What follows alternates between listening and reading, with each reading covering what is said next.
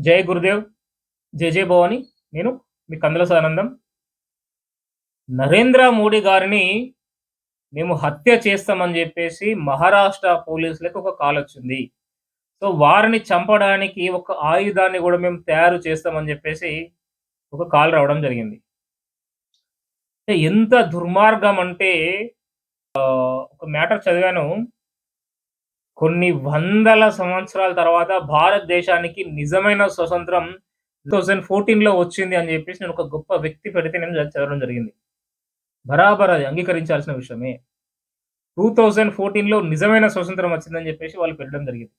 అంటే చూడండి, ప్రపంచ వ్యాప్తంగా గూడా భారత్ ఏ స్థాయి నుంచి ఏ స్థాయికొచ్చింది అనేది మనం ఆలోచించాలి. మన జీడీపీ గూడా ఎక్కడ 12, ఎక్కడ 4. 4 స్థానంలో మనం ఎప్పుడు వచ్చినాము అంటే ఇదేమన్నా మామూలు విషయమా అండి? అంటే ఏ స్థాయి నుంచి మనం ఏ స్థాయి వరకు వచ్చినాము, ఎక్కడి పరిస్థితులు, ఎంత డెవలప్‌మెంట్ ఉంటుంది. అసలు అధికారికంగా కొన్ని దేశాలు అసలు చులకన చూస్తుండే మళ్ళా. అంటే ఇండియన్స్ అంటే వీళ్ళొక బానిసలు అనే స్థాయిన నుండి, ఒక కోతులు ఆడుకునే వాళ్ళు, వీళ్ళు పాములు పట్టుకునే వాళ్ళు భారతీయులు అని భారతీయులని ఎక్కడ బోధించిన వాళ్ళు ఇండియానే బోధిస్తుండే వాళ్ళందరూ గూడా. ఒక పాములు పట్టుకునే వాళ్ళు, ఒక కోతులు పట్టుకునే వాళ్ళు, కోతులను ఆడించే వాళ్ళు అని జెప్పేసి ఇండియాని చులకనగా చూస్తున్న పరిస్థితి.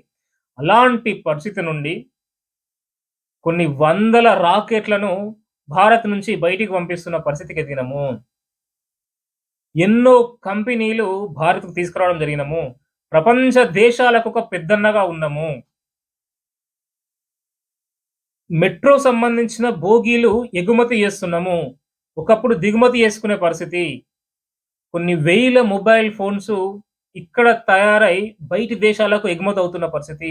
సో, ఇలాంటి తరుణంలో యూపీఐ ఈవెన్ అమెరికాలో గూడా ఇంత ఘోరంగా వాడతలేరు యూపీఐ అన్న పరిస్థితి.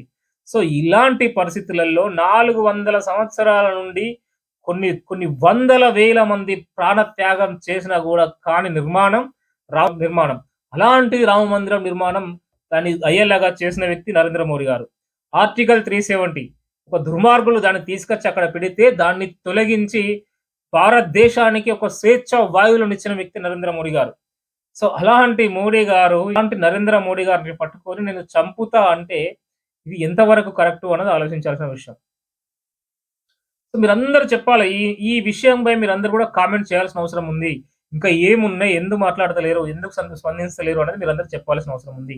పోలీసుల ఎంక్వైరీలో తెలిసిందేందంటే ఎవరు ఈమె? అసలేంది మాట్లాడింది అంటే ఈమె ఒక మెంటల్లీ సో, ఆమె కొంచెం మెంటల్‌గా బాగాలేదు. ఈమె ఒక పిచ్చిది అని చెప్పేసి వాళ్ళు చెప్పడం జరిగింది. అంటే పిచ్చోళ్ళకు మాత్రమే దేవాలయాలు దొరుకుతాయి. పిచ్చోళ్ళకు మాత్రమే హిందువుల విగ్రహాలు దొరుకుతాయి తన్నడానికి. పిచ్చోళ్ళకు మాత్రమే ఈ గుళ్ళు కూలగొట్టే వ్యవస్థ ఉంటది. పిచ్చోళ్ళకు మాత్రమే ఎవరైతే సనాతన ధర్మానికి, హిందుత్వానికి, భారత్ కోసం పనిచేస్తున్న వ్యక్తులు ఎవరైతే ఉన్నారో వాళ్ళని చంపడానికి, అటాక్ చేయడానికి వీళ్ళకి మాత్రమే రైట్స్ ఉంటాయని చెప్పేసి మనం అనుకోవాలి. అంతేనా? అంత దుర్మార్గంగా వీళ్ళు చేస్తుంటే ఒక పిచ్చోలు అని చెప్పేసి చిన్నగా కొట్టిపాడేయం అనేది ఎలాంటి సంకేతాలు ఇస్తుంది మనకు అనేది మనం ఆలోచించాల్సిన విషయము. సో, దీన్ని బట్టి మీరందరూ ఆలోచించండి. ఇంకా ఎలాంటి మీకు సంబంధించిన దీనిపై మీకెలాంటి సమాచారం ఉన్నా కింద కామెంట్‌లో పెట్టండి. ఈ వీడియో మనం ఇప్పటి వరకు చూసినామంటేనే దేశం కోసం, ధర్మం కోసం మనం ఆలోచిస్తున్న సందర్భం. సో, ధర్మో రక్షిత రక్షిత అన్నట్టుగా మనం అందరం సబ్‌స్క్రైబ్ చేసుకోవాల్సిన అవసరం ఉంది. ఈ వీడియో 10 మందికి తెలిసేలాగా షేర్ చేయాల్సిన అవసరం ఉంది. ఖచ్చితంగా ఒక మంచి కామెంట్ పెట్టాల్సిన అవసరం ఉంది. మీరిచ్చే అర నిమిషం ఈ అఖండ భారతావనికి మేలు జరగాల్సిన అవసరం ఉంది. జై హింద్, జై భారత్. నేను మీ కందుల సదానందం.